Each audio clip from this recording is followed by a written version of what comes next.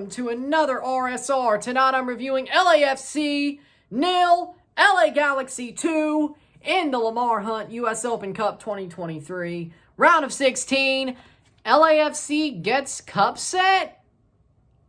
Huh? I get they rotated to their C team, but they dominated the first half. The second half, they switched off and went brain dead. That's my only explanation because, hell, even the Galaxy in the second half, they didn't really dominate the game. Hell, the stats are misleading as all hell.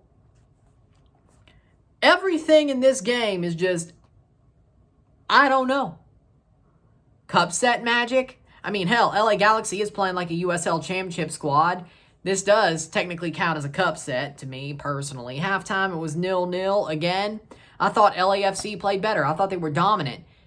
Galaxy missed a pen. Ricky Puig missed a penalty. Could have been 3-0, I guess. But LAFC were the better team throughout the first half. They should have scored 1 or 2 goals, maybe 3. Should have been 3-1 at half, not 0-0. I'll give Puig his penalty. I thought they had it. I thought LAFC had it in the bag, but at halftime, something must have happened in the locker room, in the changing room, because they switched off. They went scatterbrained. They went brain dead. They played horribly, and early in the second half, LA Galaxy makes them pay. 49th minute, Tyler Boyd is in the box. He shoots the ball, a banger, into the far post past Jakupovic. And again, Tyler Boyd scores in his second straight El Tráfico with a banger, no less. 2 bangers and 2 El Tráficos. Tyler Boyd does it again, 49th minute, 1-0 LA Galaxy. Then 3 minutes later, 52nd minute, Ricky Puig makes the run, takes a shot. It bounces through multiple bodies and bounces into the net. Still Ricky Puig's goal, 52nd minute, 2-0 LA Galaxy. I can't believe LAFC let that one happen. It's 2-0, and that's the way it would end because LAFC, they don't really do enough to put themselves into a position where they could get the goals they need to at least send this to extra time. No, the Galaxy snuffed them out, and a quadruple sub, which was not that smart by Steve Cherundolo. Bad move. Quadruple subs, not even once. Never. Just so you know, never. 2-0 is your final to LA Galaxy. They will go through to play Colorado Rapids or RSL. Those two play tomorrow night to decide who goes to the Western Final, the quarterfinals, the Western Region Final, and decide out of those 2 winners, that will decide who the Western Region champion is of this Open Cup. I cannot believe it. LA Galaxy are through. I cannot believe it. Stats are as follows. 15 shots to 13, 6 shots on goal to 7, 47% possession to 53% possession, 434 passes to 491 passes, 85% pass accuracy to 85% pass accuracy, 16 fouls to 19, 1 offside to 2, 3 yellow cards to 3, 0 red cards to 0, 5 corners to 3. I'm still flabbergasted. I'm legitimately flabbergasted because this wasn't even that good of a performance by LA Galaxy. No, it was a milquetoast performance. Even with scoring those 2 goals, it was milquetoast. They were not good. Those stats are misleading as all hell. Yeah, the second half, LA Galaxy or LAFC went brain dead. They went scatterbrained. They went and switched off. That is true.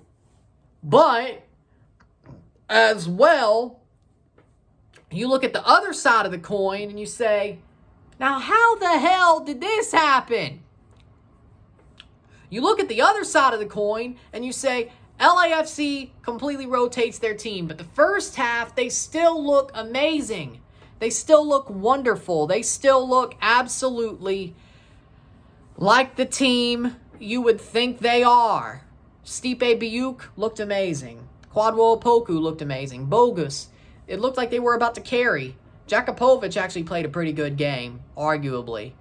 So, yeah, they rotated most of the side, but is that going to pay off? We'll find out next Wednesday and next Sunday. We'll find out for that, which we'll get back to that.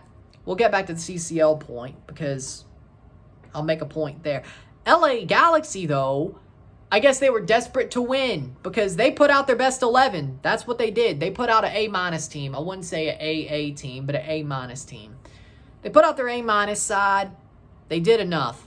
Tyler Boyd steps up, comes on, gets the leading goal, and Ricky Puig redeems himself for the missed penalty with an ugly goal that I don't know how the hell LAFC let that through. I guarantee you in MLS or CCL they wouldn't have.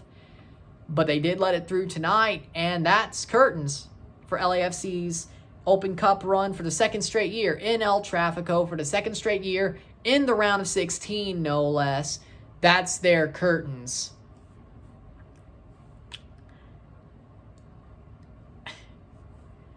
It's wild. It legitimately is.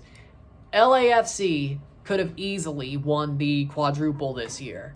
I'm surprised they capitulated that easily in Open Cup. I really am. Because when I say quadruple, I mean Champions League, MLS Cup, Supporters Shield, Open Cup. Now you could say, but what about the Club World Cup if they make it? Do I think they have a chance to pull something off like Al Hilal did and Tigres before them and get to the final and maybe pull something off there? Yes, I do. I do. That's not a question. I believe that. They can. That would still be a quadruple. If they win MLS Cup and Champions League and add the Supporters Shield in there, are they still the best MLS team of all time? 22-23 LAFC? Yes. This doesn't change that. This also doesn't change the fact that I think they're the favorites in Champions League, CONCACAF. I don't think they're not the favorites because of this loss. I think they're the favorites still against León because they rotated their side. Because the players that would play against León, very likely so, at least for a cameo, if not start. Biuk looked amazing. Bogus looked pretty good. Opoku, Biuk, amazing. Opoku looked good. And Bogus looked pretty good as well. Torres, I said if you wanted to make a change, it would be Biuk for Opoku and have Vela as the 9 with Bouanga and Biuk next to him. I don't think Torres should start in Champions League or even really have a appearance, but let's just say he does. He was probably the worst of the 4 players that mattered who came on, or are there good players? But other than that, I think LAFC should still be the favorites for Champions League. You would hope that this rotation helps them win the tie, because they're playing 8 days from now for the first leg. They didn't need to rotate because they're not playing in MLS this weekend. That is not happening. They're also not playing in MLS next weekend, I would guess.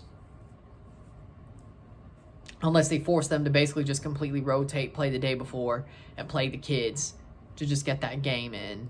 And then they play their main team against León. It could be a Houston Dynamo TFC situation.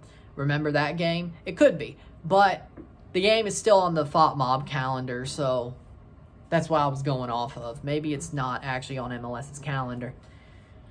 But, again, LAFC's next 2 games for their main team is CCL, and maybe actually rotating made sense if that Atlanta game still stands. Maybe that was the point, but who knows. With that being said, the Saturday before that Sunday. But with that being said, again, LAFC are still the favorites to me in Champions League. That's facts. I don't think anything changes that from tonight. Yes, it's a shock that the Galaxy ended up winning and had a great match, or I wouldn't say a great match, but a good result. They have a little bit of a mood lifter, even though their team is still going to be crap. Who knows? Maybe this actually lifts them. Who knows? But Open Cup, I can't believe they won this game. I legit can't believe LA Galaxy won this game. I'm legitimately shell-shocked. I did not expect that one bit. Not one bit. And that's exactly why I'm pretty much focusing on the fact that LAFC is still the favorite in Champions League. I said what I said about the game. I legit can't believe it. This is a shock.